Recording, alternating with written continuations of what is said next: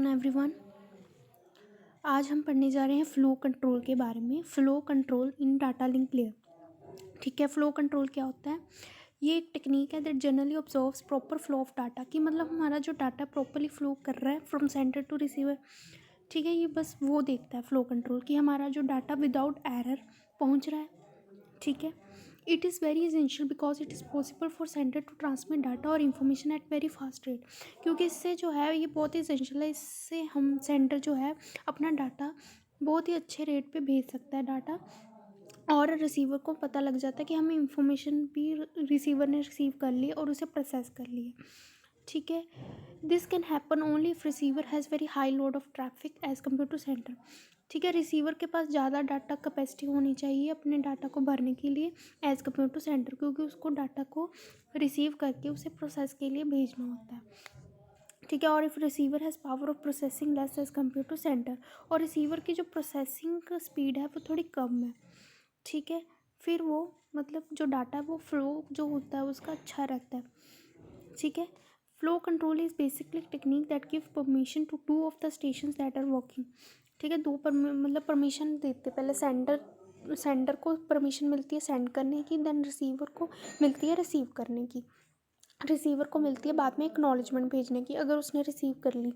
ठीक है, flow control in data link layer simply restricts and coordinates number of frames, कि कितने frames मिल गए हैं, ये उसको कोऑर्डिनेट करता है।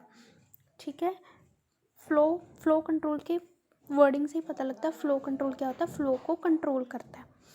ठीक है, जो हमारा डाटा फ्लो है उसके फ्लो को कंट्रोल करता है।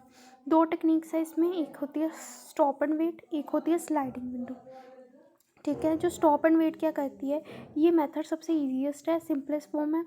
ठीक है, बेसिकली मैसेज और data is broken down into multiple frames. इसमें क्या होता है, डाटा को पहले फ्रेम्स में डिवाइडेड किया जाता है, then receiver indicates that its readiness to receive frame of data. फिर हमें पूछा जाता है कि रिसीवर अब रिसीव करने के लिए डाटा रेडी है ना। व्हेन एक्नॉलेजमेंट रिसीव्ड, जब रिसीवर जो है वो एक्नॉलेजमेंट भेजता है, देन फिर सेंडर डाटा भेजना स्टार्ट करता है। ठीक है, the process is continued until centre transmits end of transmission. ठीक है, जब तक सेंडर एंड ऑफ ट्रांसमिशन नहीं भेजता कि हाँ मैंने ट्रांसमिशन ख़त्म कर दी, तब तक डाटा भेजते रहते हैं। ठीक है, in this method only one of the frame can be in transmission eight a time. इसमें एक ही डाटा एट अ टाइम, एक ही फ्रेम। ठीक है, जो डाटा का फ्रेम है ना, जो डाटा फ्रेम में डिवाइडेड है उसमें से एक ही फ्रेम भेजा जाता है एट अ टाइम। ठीक है, और फिर जब वो रिसीवर उसे रिसीव करता है तो फिर वो एक्नॉलेजमेंट भेजता है। जैसे यहाँ पे एक सेंडर होता है, यहाँ पे रिसीवर होता है।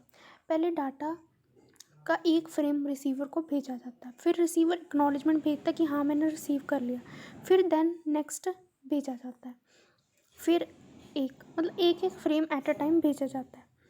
ठीक है, in this method it leads to inefficiency. इसमें इनएफिशिएंसी होती है लेस प्रोडक्टिविटी, मतलब पहले एक फ्रेम भेजो, फिर उसकी एक्नॉलेजमेंट आएगी, फिर अगला फ्रेम भेजो। इसमें क्या है, थोड़ा इनएफिशिएंसी आती है, थोड़ी प्रोडक्टिविटी कम आती है। ठीक है, अगर propagation delay is very much longer than the transmission delay.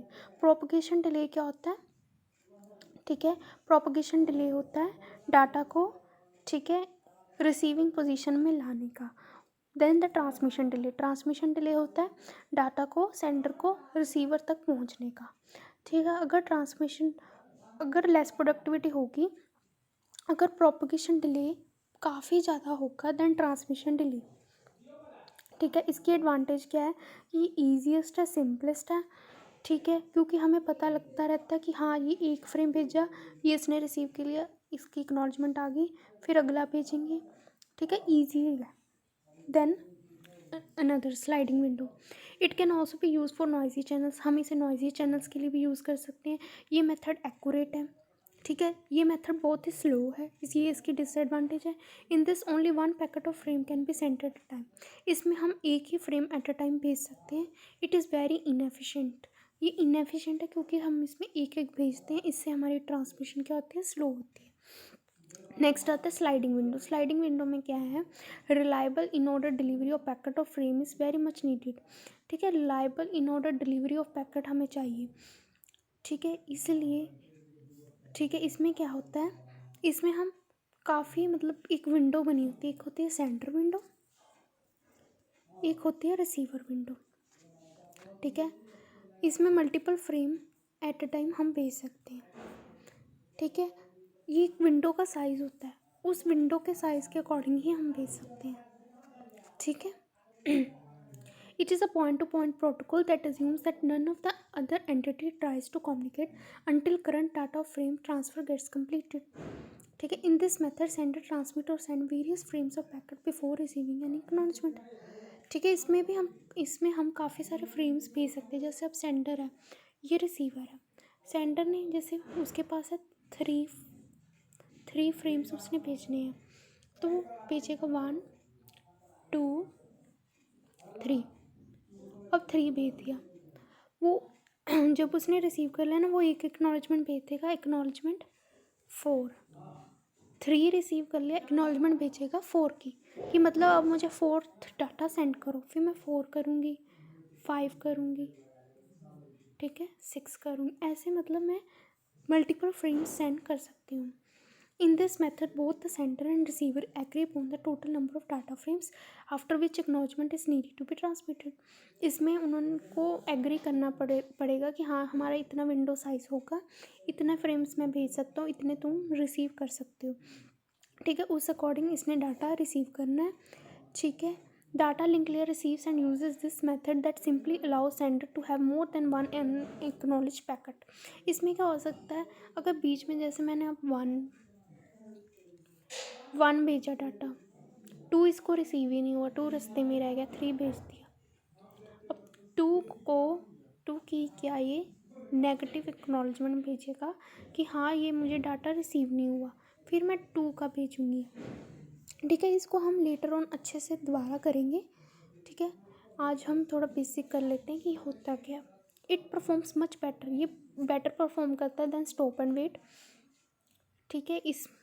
This method increases efficiency, इसमें एफिशिएंसी इंक्रीज होती है क्योंकि इसमें मल्टीपल फ्रेम्स हम एट अ टाइम भेज सकते हैं। Multiple frames can be sent one after the other. The main issue is complexity at the sender and receiver due to transferring of multiple frame. Main issue क्या है, इसमें complexity होती है sender and receiver side पे due to transferring of multiple frames, ठीक है। Main issue क्या है कि कॉम्प्लेक्स हो जाता है, ठीक है, सेंडर और रिसीवर, कॉम्प्लेक्सिटी आ जाती है सेंडर और रिसीवर साइड पे क्योंकि multiple frames at a time भेजते हैं, बीच में किसी में भी कुछ प्रॉब्लम आ गई तो ठीक है प्रॉब्लम हो जाती है। The receiver might receive data frame और पैकेट आउट ऑफ सीक्वेंस, ठीक है। इसमें जो डाटा फ्रेम और पैकेट है वो आउट ऑफ सीक्वेंस हमें रिसीव करने पड़ते हैं कई बार, ठीक है। अगर बीच में कोई डाटा रह गया, जैसे मैंने अभी कहा था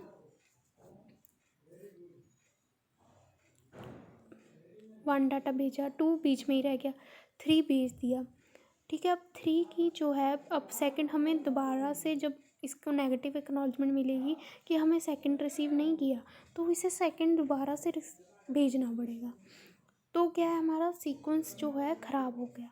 लेकिन उसमें हम जब सेंडर रिसीवर एक फ्रेम हम भेजते हैं तो फिर क्या है, थोड़ी क्या रहती है, सीक्वेंस बना रहता है कि इसे टाइम टू टाइम पता लग जाता है कि हाँ किस में प्रॉब्लम है किस में नहीं, ठीक है। Okay, thank